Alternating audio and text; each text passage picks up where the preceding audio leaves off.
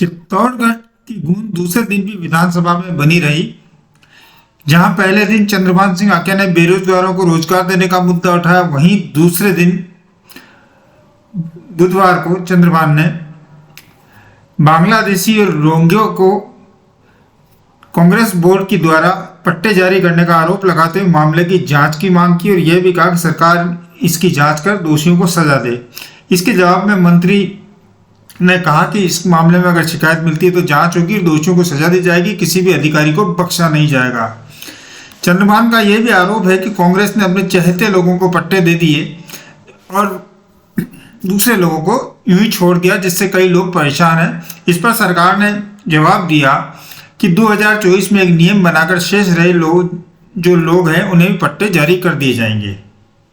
चंद्रभान सिंह चौहान 6 महीने कह दिया 6 महीने में कर देंगे। 6 महीने कह दिया, कोई नया प्रश्न तो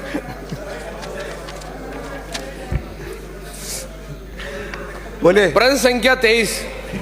माननीय मंत्री महोदय,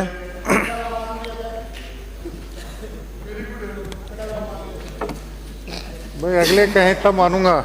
माननीय अध्यक्ष महोदय, खंड 1 चित्तौड़गढ़ के शहरी क्षेत्र में वर्तमान में 20 कच्ची बस्तियां हैं जो 1999 से पूर्व अवस्थित हैं। इन कच्ची बस्तियों में 3380 परिवार निवासरत हैं, जिनमें वर्तमान में लगभग 13,516 नागरिक निवास कर रहे हैं। खंड 2 उक्त कच्ची बस्तियों में 2430 पट्टे नगर परिषद द्वारा जारी किए गए हैं। खंड 3 वंचित रहे शेष निवासियों में से पात्र परिवारों को नियमानुसार आगामी समय में पट्टे जारी कर दिए जाएंगे। माननीय सदस्य। माननीय अध्यक्ष महोदय, चित्तौड़गढ़ शहर में उक्त 20 कच्ची बस्तियां हैं, कौन कौन सी हैं तथा इनमें से किस किस कच्ची बस्ती में पट्टे सरकार द्वारा कब जारी किए गए? क्या यह सही है कि नगर परिषद द्वारा जारी किए गए 2430 पट्टों में से कई लोगों के दोहरे पट्टे जारी किए गए? साथ ही उक्त जारी पट्टे 2430 पट्टों में से कई पट्टाधारी चित्तौड़गढ़ शहर के मूल निवासी न होकर बाहर के बांग्लादेशी हैं, रोहिंग्या हैं? यदि हाँ, तो क्या सरकार इन सभी पट्टों की जांच कराकर सही को पात्र परिवार को पट्टे जारी करने का विचार रखती है? एक और बाकी है, बाद में पूछ लो हम।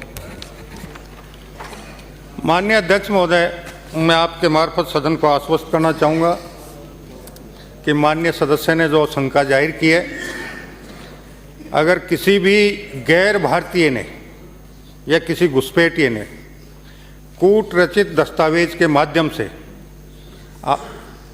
भूखंड आवंटित करवा लिया है, कोई शिकायत प्राप्त होगी, वहाँ के अतिरिक्त जिला कलेक्टर से उसकी जांच करवाकर उसके अनुसार विधि जांच रिपोर्ट के आधार पर विधि अनुसार कार्रवाई करते हुए कूट रचित दस्तावेज के माध्यम से उसने अगर कोई लाभ प्राप्त किया है, उसके लिए भी जो भी कानूनी कार्रवाई होगी वो करेंगे।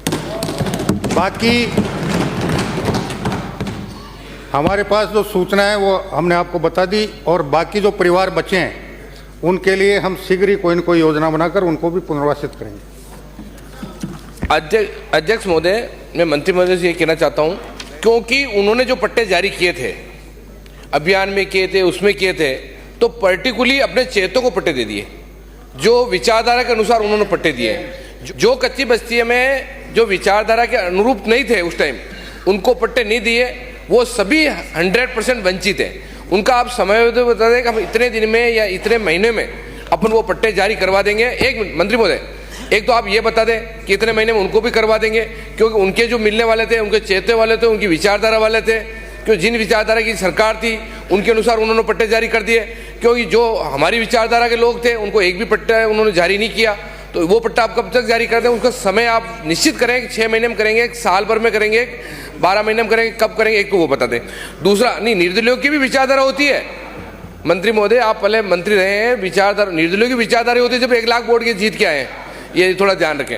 और दूसरी ये है कि अब बांग्लादेशी या रोहिंग्या को जो पट्टे दे दिए, तो मैं खुद ही शिकायत कर रहा हूँ ना आपको, मैं बता रहा हूँ आपको, जो चित्तौड़गढ़ में ऐसे बहुत से बांग्लादेशी कच्ची बस्ती में बसे हुए बस गए, जो रोहिंग्या वो बस गए, और उनको वहाँ के दस्तावेज, आधार कार्ड वगैरह वगैरह, राशन कार्ड सब बनवा दिए। तो उनके प्रति आप क्या करेंगे, कैसे हटवाएंगे? एक तो उनको हटवाने के करने, एक उनके खिलाफ उनको पट्टे दे दिए, उनके निरस्त करवाएं। और एक हमारी विचारधारा के जो लोग हैं उनके पट्टे कितने समय में आप दिलवाएंगे? मान्य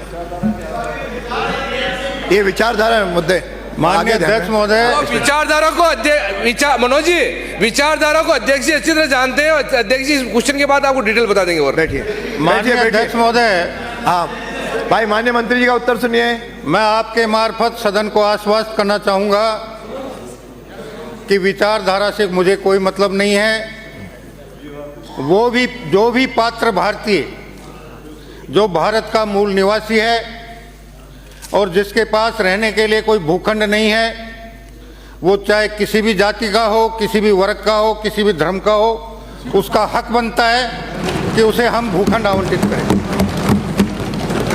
नंबर 2, आपने जो रोहिंग्या और बांग्लादेशियों की बात की वो मैंने आपसे पहले ही निवेदन कर दिया सदन के मार्फत कि ऐसे कोई भी व्यक्ति जो मूल रूप से भारतीय नहीं है, अगर उन्होंने कूटरचित दस्तावेजों के माध्यम से अनियमितता करके भूखंड प्राप्त कर लिए हैं, उनके भूखंड निरस्त करने के साथ साथ उनके खिलाफ भी फर्जकारी के मामले में जो भी कानूनी कार्रवाई हो सकती है वो करने में हम किसी प्रकार की कोताही नहीं बरतेंगे। नंबर 3, अब पहले अगला प्रश्न आपके ऐसा बाकी आपके जो पात्र लोग रह गए उनके लिए हम योजना बनाकर यथासंभव 2024 में प्रयास करेंगे कि उनको भी भूखंड आवंटित हो जाएं। तीसरा, आपने जो पूर्व में आवंटित में अपने चहेतों और अनचहेतों के बारे में जो सदन को अवगत कराया है, मुझे अवगत कराया है, अगर इस प्रकार की कोई भी शिकायत मेरे पास आएगी तो जिन लोगों ने अपात्र होते हुए भूखंड आवंटित करवा लिए उनके भूखंड आवंटित निरस्त करते हुए जिस भी अधिकारी ने उनको भूखंड आवंटित किया है उसके खिलाफ भी कार्रवाई की जाएगी।